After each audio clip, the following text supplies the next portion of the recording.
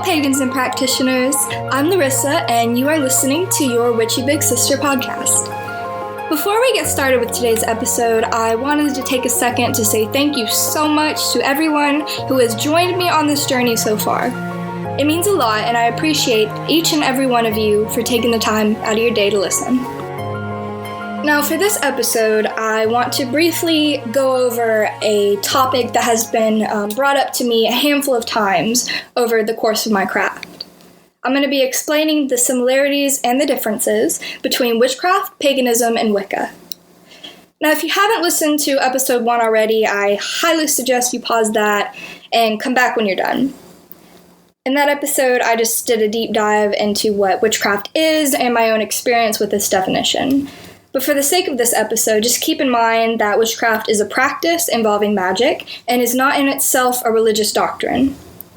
Now, that's not to say that all witches aren't religious. Some witches are and some are secular. Now, paganism, on the other hand, is a religious term and, well, at least in its historical context, was an umbrella term for any religion that was not an Abrahamic faith, and more specifically, was used by Christians to refer to any faith that was pre-Christianity. Pagan was often used in a derogatory way to describe a religion that early Christians saw as primitive or savage. Pagan comes from the Latin for country dweller, and often pagans are of a nature-based path. But we now view the term on a faith-to-faith basis. Pagans today are of a polytheistic faith. For example, Judaism was actually originally considered pagan by early Christians since it came before Christianity. But nobody of this faith calls themselves pagan. They've done a lot over the years to separate themselves from this terminology, from this label. Now, there's also several polytheistic faiths that don't like the term pagan. They do not call themselves pagan. This term today really is for the religion itself or the practitioner to own and to reclaim. That's a big thing about this term. It has been reclaimed by many practitioners.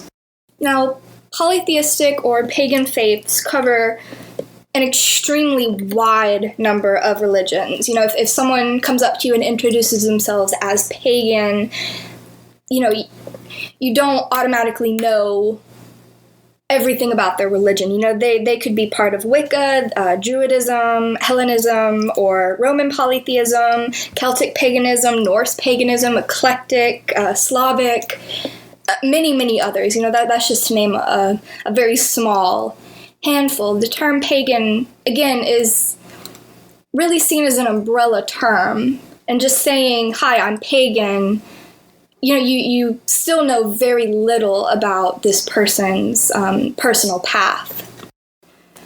Wicca is one of the overlaps where our concept of magic becomes religious. Others that can be looked at through this lens are folk magic practices, voodoo, and Santeria.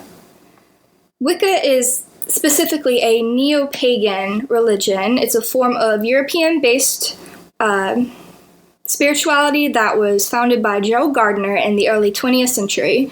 This religion has an equally powerful god and goddess that symbolize the masculine and feminine energies. This branch of witchcraft comes with moral rules such as the Wiccan Rede, which is to harm none, and the threefold law, stating that whatever you send out into the world will come back to you multiplied by 3. Not all practitioners of magic follow this, but all Wiccans do. Witchcraft, paganism, and Wicca have overlaps in nature, specific rituals, and a direct connection with the divine energy, however they see it in their path. All three are also forms of spirituality, considered by many to be a way of life and a living energy instead of just, a practice or a concept. And to sum all of this up, not all witches are pagan, not all pagans practice magic, and Wicca incorporates both aspects. But don't think that you have to be Wiccan to have both. You know, I'm a witch who works with Greco-Roman deities, and in that aspect, I do consider myself pagan. There are many different paths you can choose, and again, this is just something that is a personal choice. Whatever feels right to you or whatever fits your craft, that's what you should go with. And don't be afraid to experiment or try things on. You know, as long as you do your research and are respectful, it's a perfectly fine thing to do. And again, I just want to thank you all for being here with me. And if you want to support the podcast and help more people find it, I would so appreciate it if you could leave me a review on Apple Podcasts. That's really the best way to get out there and spread the word.